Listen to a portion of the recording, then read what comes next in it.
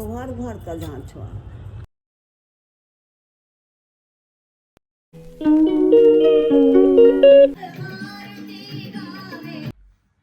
जय श्री महाकाल दोस्तों, आप सभी का स्वागत है सिंपली शमास के फ्रेश एंड न्यू व्लॉग में। सो गाइस, टाइम हो रहा है सुबह के 11:15। बार बार अलार्म स्नूज करने से मतलब स्नूजिंग पे डाल के फिर एटलास उसे ऑफ कर दिया, यानी ना मैंने सुबह की आज मैंने सुबह वाला रूटीन अपना फॉलो नहीं किया। फिलहाल मैं 10 बजे के आसपास उठ के थोड़ा फ़ोन वोन चला के ब्रेकफास्ट तो मैंने कर लिया है, और आज मुझे करनी है अपने रूम की डस्टिंग वगैरह। सारा पूरा घर मैस्ड हो रहा है, सब गंदा गंदा हो रहा है, बर्तन वर्तन भी पड़े हुए हैं, इवन मैंने कुछ नहीं करा है ना, नीचे भी सब कुछ मैस्ड है। तो अभी तो फ़िलहाल मैं घर की डस्टिंग कर लेती हूँ। सो गाइज़, मैंने सारी डस्टिंग वगैरह तो कर लिया, पूरा रूम क्लीन कर दिया। बाहर भी ये डिशेस पड़े थे, डिशेस भी वॉश करके रख दिया, नीचे तक सारा क्लीन कर दिया। टाइम हो चुका है, शाम के 4 बज चुके हैं, और मैं ना सफाई वगैरह ये सब काम करके मैं लेट गई थी कि चल यार थोड़ी देर सो जाती हूँ, कि नींद भी आ रही थी हल्की फुल्की। तो आगे चल सो जाती, बट नींद मुझे आई नहीं, क्योंकि सुबह की मैंने कॉफ़ी पी हुई है, तो मुझे लग रही है भूख। तो अब बनाते हैं लंच।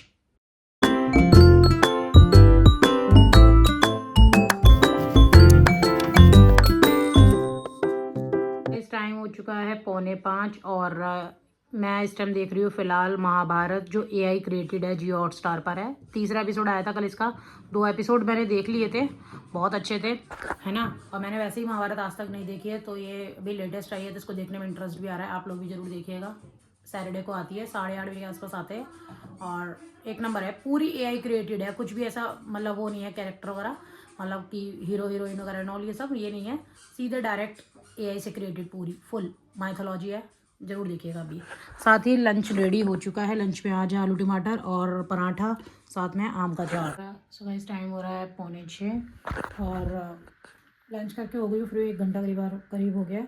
और आप चलते हैं बाहर, साइकिल चलाते हैं, और देखते हैं आज कितना किलोमीटर कितना टाइम में कवर होता है। चलिए।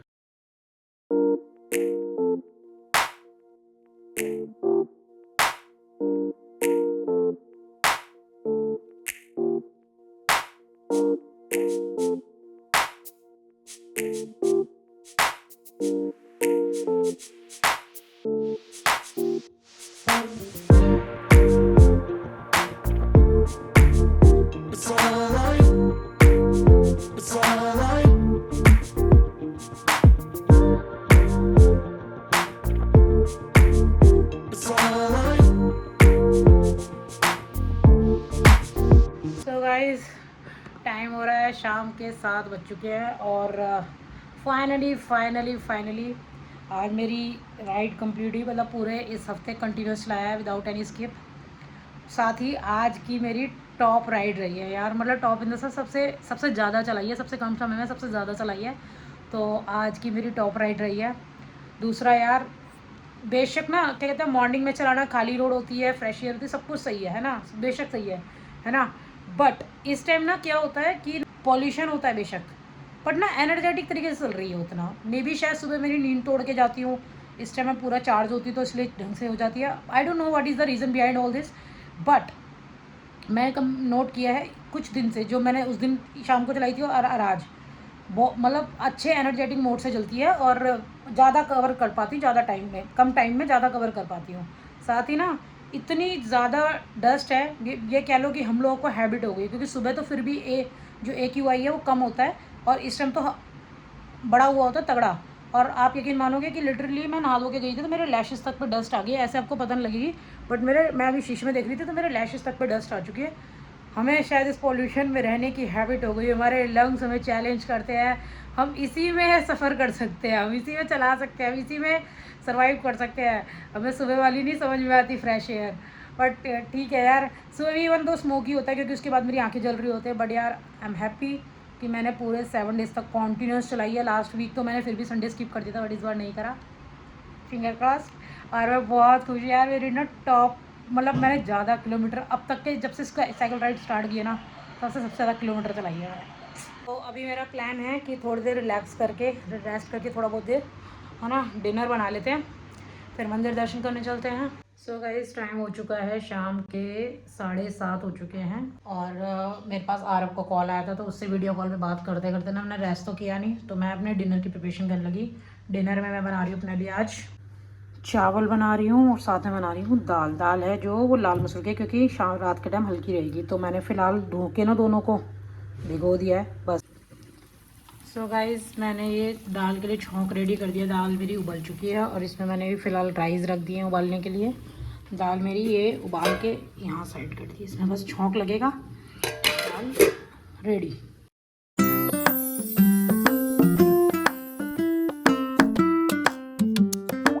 सो गाइस, डिनर तो मेरा रेडी हो चुका है, जो कि मैंने 30 to 35 मिनट्स में रेडी कर दिया है। ठीक है, दाल चावल होने में इतना टाइम लगता नहीं है। तो फिलहाल मैं सोच रही हूँ डिनर ना करूँ, क्योंकि मुझे 1-2 सामान लेना है बाज़ार से, जो कि ना फिर मैं लेट डिनर करूँगी तो टाइम लग जाएगा, और उसके बाद क्या कहते हैं शॉप्स वगैरह वाइंड अप हो जाएगी। बाहर चलते हैं और मंदिर के भी दर्शन कर लेते हैं और जो सामान लेना है वो भी ले लेते हैं।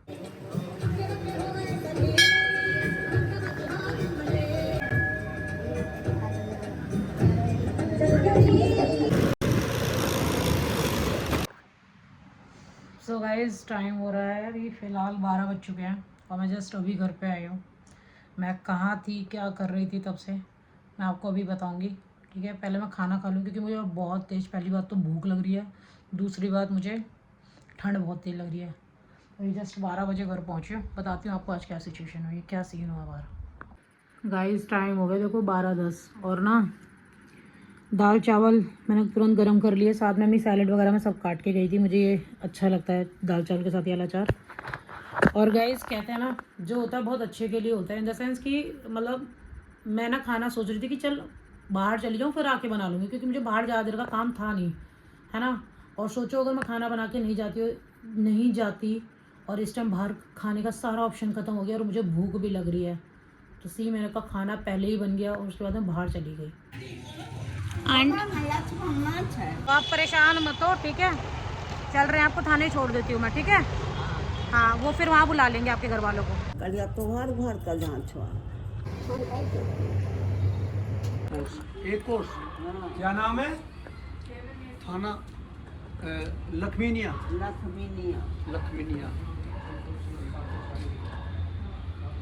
कोई बात नहीं। मुझे पता नहीं, मुझे पता नहीं। अरे तुम देख, ये तुम्हारी देख रही थी। आज पकड़ हुए नहीं, ये लोग कोशिश कर रहे हैं आपको पहुंचा देंगे आपके घर पे ना, वरना आप यहाँ कहाँ कैसे रहोगे, कैसे करोगे आप। सब लग गए हैं ना, सारे पुलिस वाले लगे पड़े हैं कोशिश में, ठीक है, तो परेशान मत हो आप। क्या कह रही हो कनियन, क्या दिया के लोग का नहीं होला तो।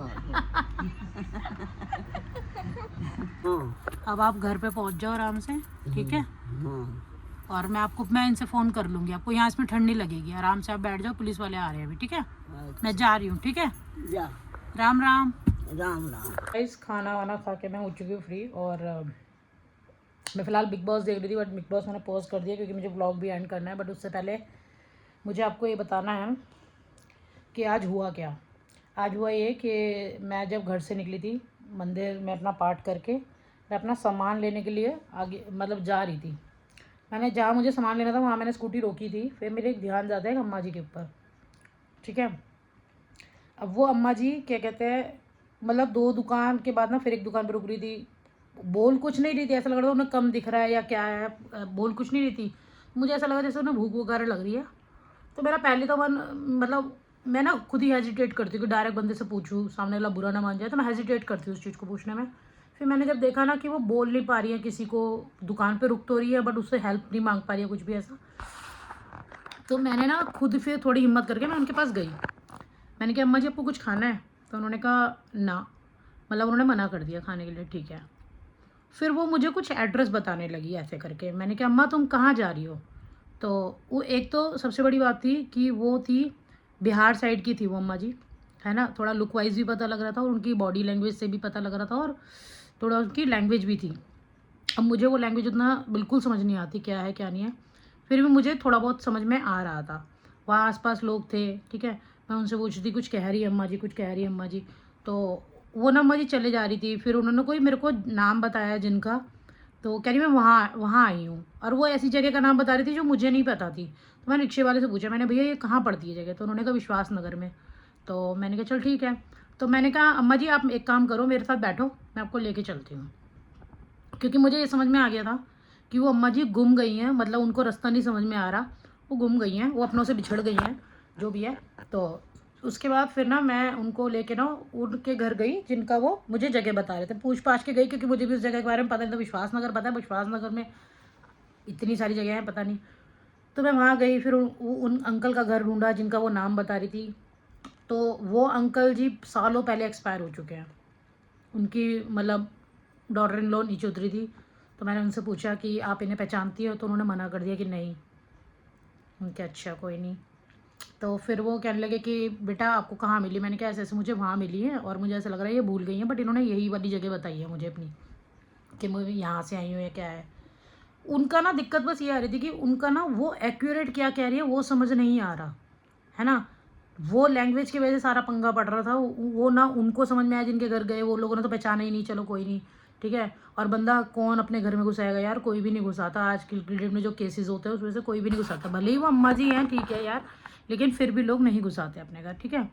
तो फिर मुझे एट लास्ट समझ में आया, और ये सब के वाक़या हुआ था 8:30 बजे। मैं मंदिर से निकली थी, 8:45 के आसपास की बात है आई थिंक, है ना। तो ये सारा वाक़या उस टाइम स्टार्ट हुआ। मैं अम्मा जी को बिठा लिया, नहीं समझ में आया। फिर उसके बाद में अम्मा जी को मेरे दिमाग में आया कि मैं इनको थाने ले चलती हूँ। मैं उनको थाने ले गई, वहाँ पर मैंने सारा केस वेस बताया, ऐसा है ऐसा है। तो वहाँ लोगों को लग रहा है कि नहीं मांगने उंगने वाली है। मुझे 1% भी वो अम्मा जी मांगने वाली नहीं लग रही थी। बेशक वो क्या कहते हैं उनका लुक वैसा था, बट वो मांगने वाली किसी एंगल से मेरी इंट्यूशन नहीं कह रही थी यार।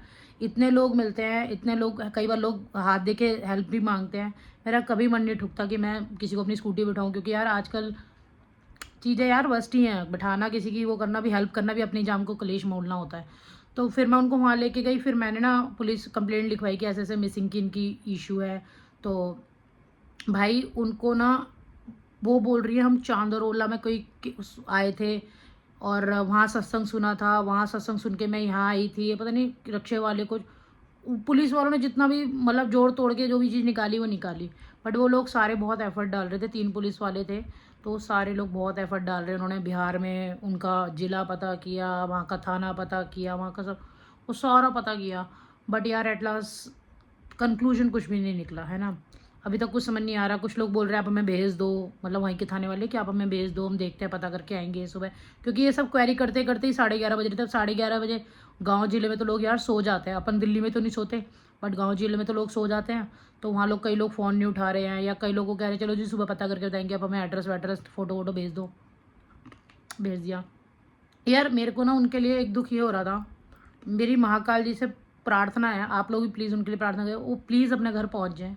क्योंकि आई थिंक उनको क्लियर दिख भी नहीं रहा, ठीक है। लैंग्वेज बैरियर तो चलो है ही है, उन्हें सारा पुराना याद है, उन्हें इस बार का कुछ याद ही नहीं है। और उन्हें देख के मुझे अपनी दादी की याद आई, जिस वजह से मेरी आँख भी बल्कि नम हो गई थी, क्योंकि मेरी दादी भी ना पुराना याद रहता था उन्हें सारा कुछ, और भूल जाती थी क्या कहते हैं नया।